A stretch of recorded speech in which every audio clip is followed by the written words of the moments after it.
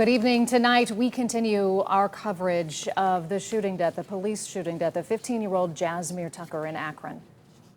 Jazmir was shot and killed by an Akron police officer on Thanksgiving night. While BCI continues to investigate, the teen's family and others in the community continue to raise questions about what happened. News 5's Bob Jones is live for us tonight in Akron. Bob, we know that there was a protest planned, but I understand there's no protesters there just yet.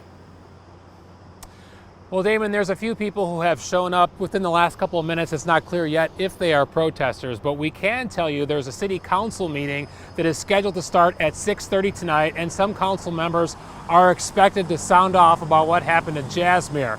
Today, we also spoke with pastors who are raising their concerns about the shooting and the city's response to it. This young man's life is gone.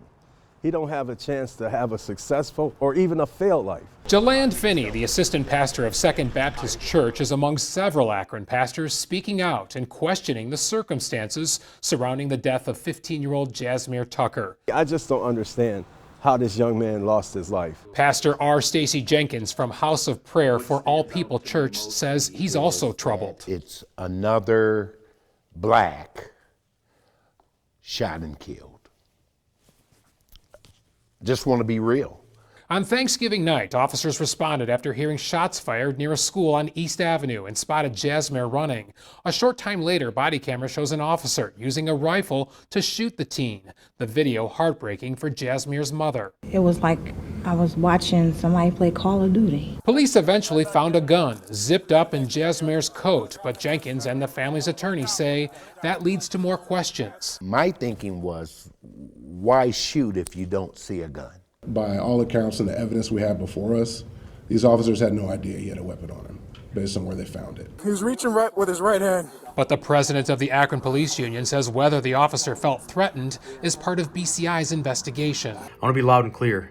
The FOP stands by and supports our officers. And when all the facts are released surrounding this incident, we believe that they will be justified. In recent days, protesters have also raised serious concerns about the amount of time it took police officers to render aid. Suspect, put your hands out to your side. Do it now. About 10 minutes after Jazmir was shot. That's an abuse that I wouldn't wish on a dog. The city is planning to release personnel files of the officers involved this week. Finney believes the name of the officer who fired should have been released already. What's the officer's record? What's his background? Is that known by the community? Last week, Jazmir's grandfather told News 5 that Jazmir carried a gun for protection. Finney says he spends a lot of time imploring teens to not carry guns, a message he plans to keep preaching. Do not carry. There is also always a better alternative. That's a part of maturity and growing up.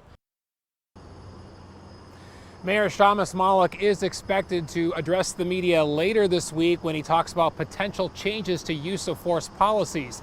Meanwhile, News 5's Remy Murray is here covering council tonight. She will have the latest for us tonight at 11. Live in Akron, Bob Jones, News 5. Bob, thank you for the update.